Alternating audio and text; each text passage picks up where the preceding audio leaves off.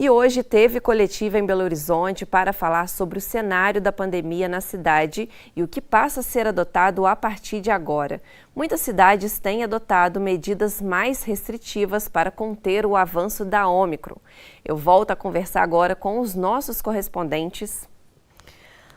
Laura, começando por você, o que foi anunciado na coletiva de hoje? Fala pra gente.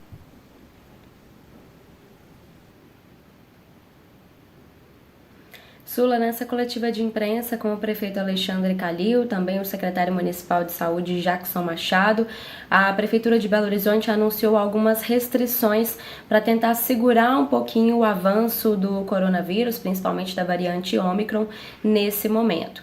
As aulas nas escolas municipais e privadas estavam marcadas para começar já na primeira semana de fevereiro, mas diante desse cenário que tem piorado, cada vez mais pessoas aparecendo com os sintomas da Covid-19, diante disso a Prefeitura de BH decidiu adiar o retorno às aulas presenciais para os estudantes de 5 a 11 anos de idade.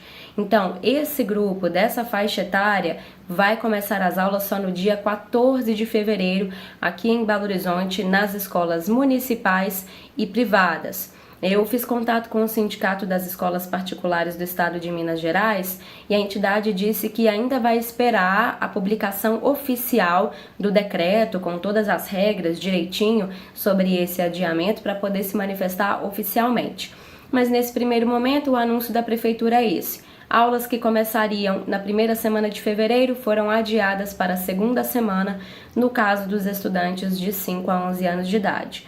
Quando o prefeito Alexandre Calil fez esse anúncio, esse pronunciamento, ele disse que essa necessidade de adiar as aulas é exatamente para conseguir imunizar, pelo menos com a primeira dose, o máximo de crianças daqui de Belo Horizonte.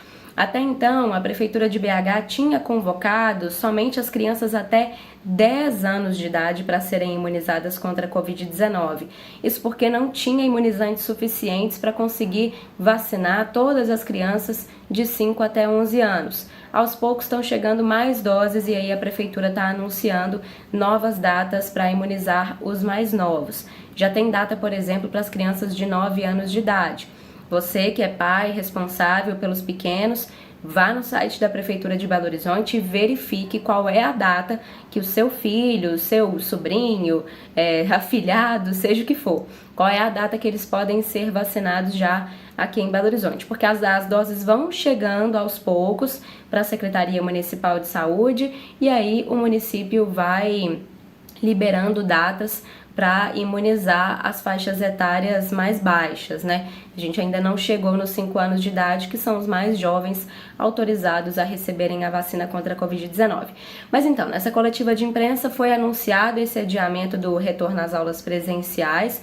Teve outros anúncios também. Por exemplo, a partir da segunda-feira que vem, as pessoas terão que apresentar teste negativo para a Covid-19 para participar de eventos, de aglomerações.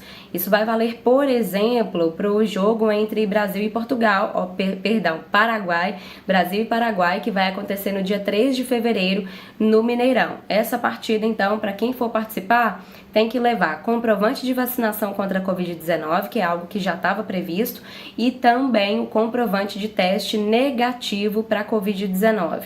Essas duas exigências serão feitas para todo mundo que for participar de eventos aqui em Belo Horizonte. São as medidas principais que foram anunciadas nessa coletiva de imprensa, isso tudo pensando que os índices da pandemia têm piorado nas últimas semanas, principalmente devido à circulação da variante Ômicron, que é muito mais infectante. Aliás, muito mais transmissível, né? Ela se espalha com mais facilidade. O prefeito Alexandre Calil fez esse apelo, então, para que os pais levem as crianças para serem vacinadas o mais rápido possível, e ele disse que fez esse apelo, inclusive, como pai e como avô, porque uma neta dele, que ainda nem pode ser vacinada, que é muito pequenininha, está com Covid-19, foi diagnosticada, felizmente está assintomática, mas tem outras crianças que estão precisando de internação. Inclusive, por causa disso, a Prefeitura de BH diz que está ampliando o número de leitos hospitalares para receberem as crianças. Amanhã serão abertas mais 35 vagas nos hospitais só para as crianças com o Covid-19. Então veja só que a situação realmente é grave, a gente precisa que os nossos pequenos sejam vacinados o mais rápido possível. Sula. Exatamente, Laura, conforme você falou, a gente precisa que os pequenos sejam vacinados o quanto antes. Então, você que é de Belo Horizonte, entra lá no site, vê a data, leve seu filho para vacinar. Laura, muito obrigada pelas informações. Agora a gente vai lá para a Zona da Mata. Ricardo, fala para a gente, qual que é a situação por aí? Também tá com muitas restrições? Aqui em Juiz de Fora, nenhuma. A gente continua no protocolo do município na fase 2, que é a fase intermediária. Temos índices em relação à vacinação, especialmente para avançar para a terceira e última fase, que é a fase 3, mas a Prefeitura preferiu esperar, aguardar um pouquinho mais o cenário da pandemia para aí sim tomar essa decisão, até porque a fase 3 já prevê aí a não obrigatoriedade do uso de máscara em alguns locais. E nesse momento isso não é possível.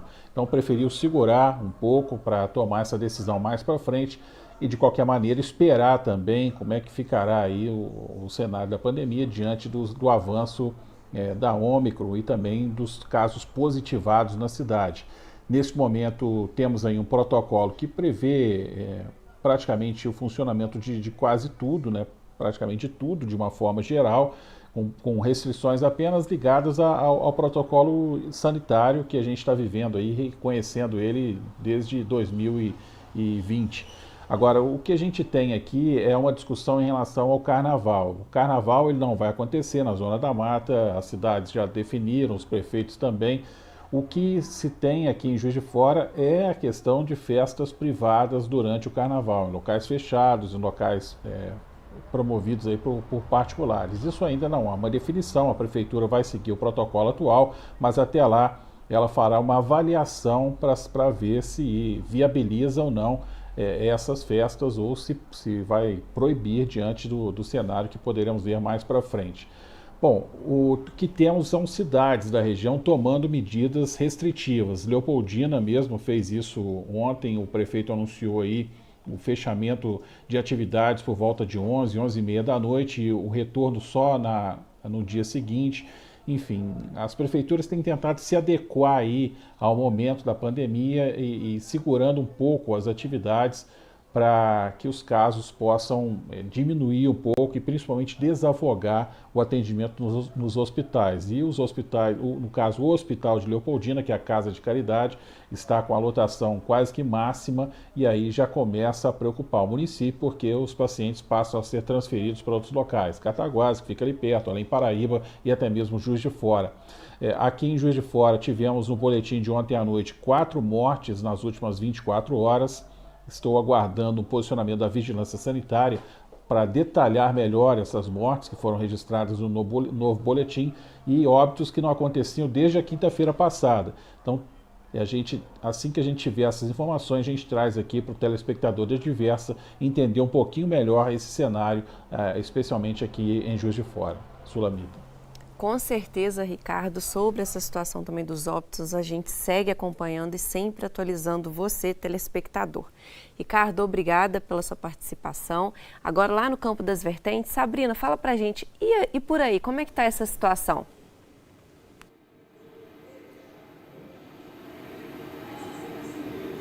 Sulamita, nem até agora.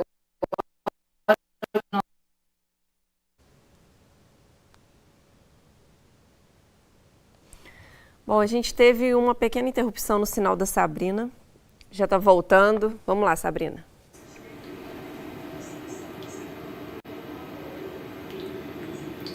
Bom, eu falava da situação do município de São João del Rei, que somente ontem, terça-feira, teve 616 casos confirmados da variante da Covid-19, o que fez com que o prefeito deixasse, por conta do estado, algum tipo de restrição que porventura aparecer. Na realidade, o prefeito se manifestou e disse que as restrições só vão acontecer se o estado, se o comitê estadual anunciar.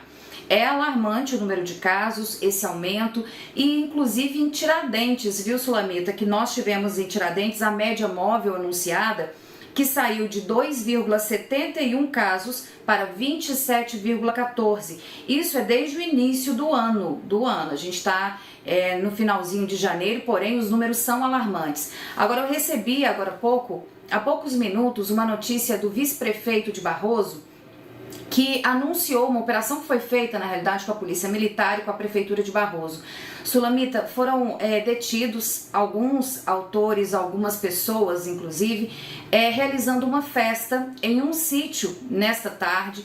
Nesse sítio, algumas pessoas que saíram, que descumpriram o isolamento social e foram vítimas aí, na realidade não foram vítimas, né? Elas foram denunciadas e através dessa denúncia a Polícia Militar chegou. Inclusive crianças estavam nessa festa, nesse sítio. Eles foram retirados, obviamente, pela Polícia Militar, pela Vigilância Sanitária do município e vão responder pelo crime. O autor do evento vai responder pelo crime contra a saúde pública, ou seja, ele tem um atentado contra a saúde pública. Essa notícia acabou de chegar, muitas informações ainda estão sendo apuradas nesse momento, mas o que se sabe é que esse evento, essa festa estava acontecendo num sítio onde várias pessoas estavam contaminadas, descumpriram o isolamento social, tinha crianças no evento e causa esse transtorno não só para a cidade de Barroso, mas as pessoas que estavam nesse evento de diversas outras cidades. Por isso que a gente deixa aqui o nosso apelo para as pessoas cumprirem o isolamento social. Se foi diagnosticado com a Covid, o importante é que fique em casa, cumpra o isolamento, obedeça todos os protocolos. E em relação à vacina, não há o que se reforçar mais do que vacine o seu pequeno, porque a variante ela está aí e é uma situação muito complicada para a nossa região, Sulamita. Com certeza, Sabrina, mas que absurdo, né, gente? No auge da pandemia, novamente, nesse pico de pandemia, uma festa com contaminados. É bem complicado. Muito obrigada, Sabrina, pelas informações, pela participação da Laura, Ricardo. Uma boa noite para vocês e amanhã a gente volta a se falar.